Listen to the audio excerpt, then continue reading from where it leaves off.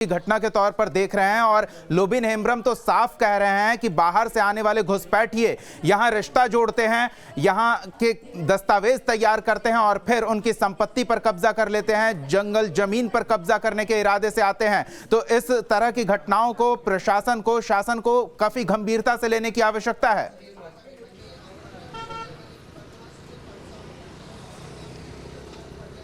बिल्कुल दीपक, अगर आप राजमहल की बात करें, अनंत ओझा ने बार बार वहां पर बांग्लादेशी घुसपैठियों की बात उन्होंने उठाई है। आज से नहीं, रघुवर सरकार से उन्होंने उठाता रहा है, मतलब उन्होंने इस मुद्दे को बल दिया था। लोबिन हेम्ब्रम बोरियो से है, बोरियो का विधानसभा है। यहाँ पर गोंडा पहाड़ी की इलाका है जहाँ पर ये पहाड़िया जनजाति के लोग रहते हैं। ये दिलदार खां, इसका पति आखिर कैसे हो सकता है? ये पहाड़िया लड़की है, ये आदिवासी लड़की है, इनकी शादी स्वतः नहीं हो सकती। ये एक प्रेम प्रसंग का मामला था, लेकिन अगर प्रेम प्रसंग हो और दिल से प्यार किया जाए तो क्या 2 महीने के बाद इस तरह की घटना को अंजाम कोई दे सकता है? दीपक, ये लब जहाज से अगर इसे जोड़कर देखें तो इसमें कहीं से कोई अनुचित नहीं दिखता, क्योंकि जिस तरह से आरोप लगते रहे खास विशेष समुदाय पे, उसका ये सबसे बड़ा उदाहरण है कि 2 महीना पहले आप शादी करते हैं और 10 दिन से लड़की गायब है, उसके आप हत्या करते हैं, उसके टुकड़े कर देते हैं और किसी को उफ तक नहीं होता। अब चूंकि वो परिवार बहुत ही गरीब है, उसे ये भी नहीं पता कि कैसे मदद ली जाए। अब प्रशासन वहां पर फिलहाल सक्रिय है, लेकिन कुछ दिनों के बाद ये तमाम चीजें ठंडे बस्ते में डाल दिया जाएगा।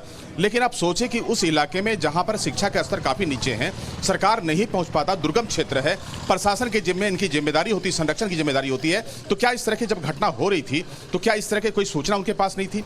सरकार सिस्टम पे चलती है। अगर वहां पर बात करें तो गोंडा पहाड़ में इनके कई ऐसे सरकार के रिप्रेजेंटेटिव होंगे जो वहां पर उस एरिया से कनेक्टेड होंगे, क्योंकि उनको कई तरह की सहायता देनी होती हैं।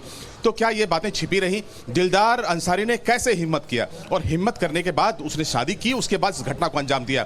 अब आप समझ सकते हैं कि कितना खौफनाक तरीके से पूरे घटना को अंजाम दिया गया है और वो परिवार अब भी दहशत में है, वहां कुछ बोलने से बच रहा है।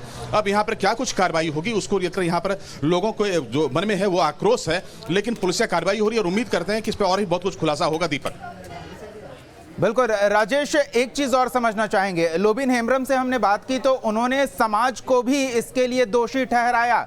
वो कह रहे हैं कि जिस तरह का ये मामला सामने आया है इसमें समाज भी दोषी है, क्योंकि वो समाज काफी अब खुद में सीमित रहता है, बाहरी लोगों को खुद से मिलने जुलने में परहेज रखता है या फिर बाहरी लोगों से संपर्क रखने में परहेज करता है। और ऐसे में जब सरकार ये कह रही है कि हम सुदूर पहाड़ी ग्रामीण इलाकों तक अपनी योजनाएं पहुंचा रहे हैं और उसके बाद इस तरह की घटनाओं की उन्हें जानकारी नहीं है, तो थोड़ा विश्वास करना मुश्किल हो जाता है।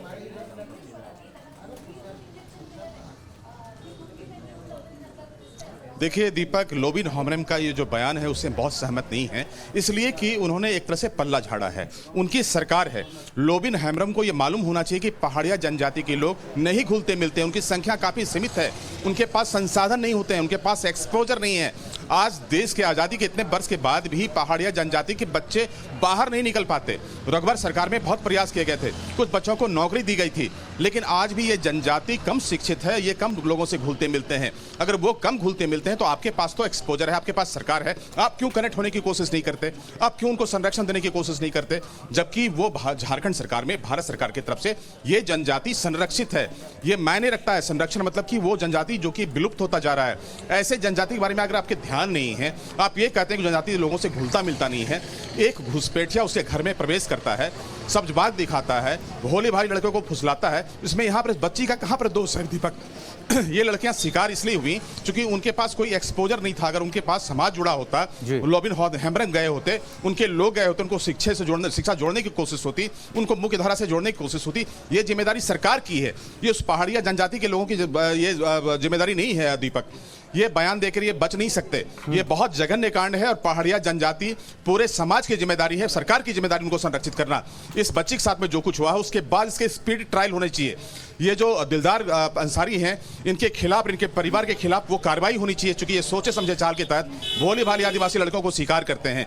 ये रुकना थमना चाहिए, इसलिए कि ना सिर्फ संथाल बल्कि उन तमाम जनजाति जो कि खासतौर पर आदिवासी हैं, वहां पर ये इस अल्पसंख्यक का विशेष समुदाय के निशाने पर होते हैं। आप इसके कई केसेस देख सकते हैं।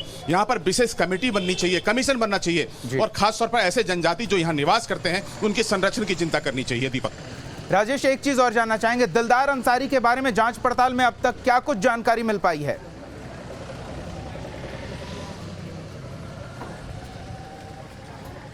देखिए, दिलदार अंसारी से पूछताछ हो रही है, वहां पे खुद डीआईजी गए हैं सुदर्शन मंडल, यहाँ पर सरकार चूंकि आप समझ सकते हैं कि सरकार खासतौर पर पूरे चीज़ों को लेकर जिस तरह से कल शाम तक लीपापोती होती रही, तो ऐसे में बहुत कुछ खुलासा हो पाएगा ये अभी कहना बहुत जल्दबाजी होगी, हमें इंतजार करना होगा। लेकिन दिलदार अंसारी फिलहाल वो पुलिस के हिरासत में है, परिवार के लोगों से पूछताछ हो रही है, लेकिन ये जानना बेहद जरूरी है कि आखिर किस तरह से ये घटना को अंजाम दिया गया, इसके पीछे के मंशा क्या थे। 2 महीना पहले ही शादी हुई थी, क्या पूरे समाज की इसमें रजामंदी थी? पहाड़िया जनजाति से क्या संपर्क किए गए थे? चूंकि 2 समुदाय के बीच में यह शादी होती है और उस समुदाय से जो कि सरकार द्वारा संरक्षित है, क्या सरकार के लोगों ने इसकी कोई सुध ली? चूंकि जब आप राशन कार्ड की बात करते हैं, आप शिक्षा की बात करते हैं, तो ऐसे गिने चुने समुदाय कम्युनिटी में जो पहाड़िया जनजाति के लोग हैं, इसका पूरा आंकड़ा सरकार के पास होगा, साहबगंज प्रशासन के पास होगा। क्या उन्होंने कोई सुध लिया? ये घटना किस तरह से अंजाम दिया गया है, कैसे लड़की संपर्क में आई, ये तमाम चीजें अनुसंधान का है। और यहाँ पर सरकार को ये बताना होगा, क्योंकि पहाड़िया जनजाति एक ऐसी जनजाति है जिसके संरक्षण की जिम्मेदारी सरकार के साथ तमाम समाज के लोगों के लिए है। तो ये घटना कैसे अंजाम दिया गया, और दिलदार खान अंसारी हैं, इनके खिलाफ बहुत कड़ी कार्रवाई होनी चाहिए और स्पीडी ट्रायल होना चाहिए और पता करने की कोशिश करना चाहिए कि आखिर इस किस मंशा के तहत घटना को अंजाम दिया गया। क्या परिवार के अन्य लोग इसमें शामिल थे? क्या ये लव जिहाद का मामला था? क्योंकि झारखंड में जितने केसेस आ रहे हैं उसमें ज्यादा लव जिहाद जैसी बातें सामने आ रही हैं, तो सरकार के लिए चिंता का विषय है। और तमाम जो सरकारी लोग, राजनीतिक पार्टियों से जुड़े लोग हैं, पार्टी दलगत भावनाओं से उठकर ऐसे समाज की चिंता करनी चाहिए, यहाँ पर राजनीति कम हो और जल्दी से जल्दी उस परिवार को न्याय मिले, इसकी चिंता करनी चाहिए। दीपक। बिल्कुल राजेश, जब इस घटना की तुलना श्रद्धा हत्याकांड से कर रहे हैं तो उसमें जांच पड़ताल में यह जानकारी सामने आई कि सुनियोजित षड्यंत्र के तहत इस तरह से लड़कियों को शिकार बनाया जा रहा है और इसके तार काफी दूर तक जुड़े हुए हैं। आतंकी गतिविधियों से जुड़े लोगों से भी इस तरह की घटनाओं के तार जुड़े हुए हैं। अब अगर इस पहाड़िया जनजाति की बात करें तो वो जिन इलाकों में, सुदूर पहाड़ी ग्रामीण इलाकों में रहते हैं, वहां संसाधनों का अभाव है। बाहर से कोई लोग अगर आते हैं तो अगर उनका इरादा छुपने का नहीं हो, प्रशासन शासन की नजर से दूर रहने का नहीं हो, तो कोई भी उस तरह के इलाके में जाकर घर नहीं बनाएगा, उस तरह के इलाके में जाकर रहेगा नहीं। तो षड्यंत्र की बू भी आती है इस पूरे घटनाक्रम से।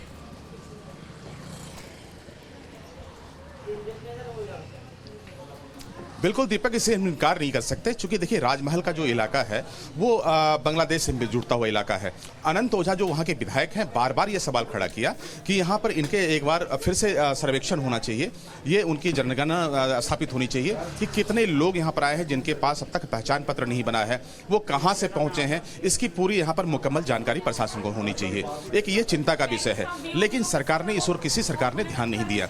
आप अगर पूरे संथाल को आप देखें और संथाल के बनावट को देखें, जो संथाल लोग रहते हैं बहुत ही सुदूर इलाके में रहते हैं और इनके टारगेट पे जो विशेष समुदाय है, इनके टारगेट पे अच्छी लड़कियां रहती हैं।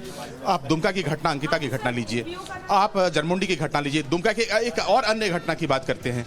तमाम जो घटनाएं हुई हैं पिछले 6 महीने के अंदर हुई हैं। आप समझ सकते हैं कि संथाल में जो आदिवासी लड़कियां हैं कितनी असुरक्षित है। अब ये दिलदार अंसारी ने जिस तरह से पूरे घटना को अंजाम दिया है, आप समझ सकते हैं कि वहां पे लोग खौफ में नहीं है, बेखौफ हैं, वो कुछ भी कर सकते हैं।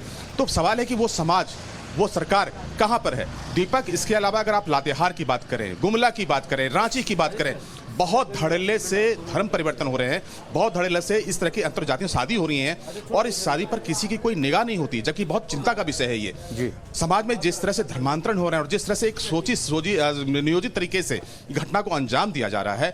आज अगर वहां पर बहु विवाह है तो एक पत्नी आपको आदिवासी समाज से नजर आएंगी, उनके बच्चे आदिवासी समाज से नजर आएंगे। तो ये जिस तरह से सिलसिला चल रहा है, आखिर इसकी चिंता कौन करेगा? समाज के लोग करेंगे। जो राजनीतिक पार्टियां हैं जो अलग अलग तरह की राजनीति करती हैं, क्या उनके लिए राजनीति का विषय नहीं है? एक गरीब बच्ची जो कि एक विशेष जाति से आती है, वो जो संरक्षित जनजाति से है, अगर वहां घटना को अंजाम दिया जाता है तो क्या आज तमाम राजनीतिक दलों को वहां नहीं पहुंचना चाहिए? क्या एक छोटी घटना है? ये तमाम तरह की चीजें हैं जो यहाँ पे छोटी राजनीति करने वाले लोगों के लिए बड़ी संकेत हैं कि आने वाले समय में झारखंड का जो दृश्य है वो बदलता नजर आएगा। आज भी समय है कि सरकार चेते, इस पर कड़ी कार्रवाई करे। दीपक। बिल्कुल राजेश, स्थिति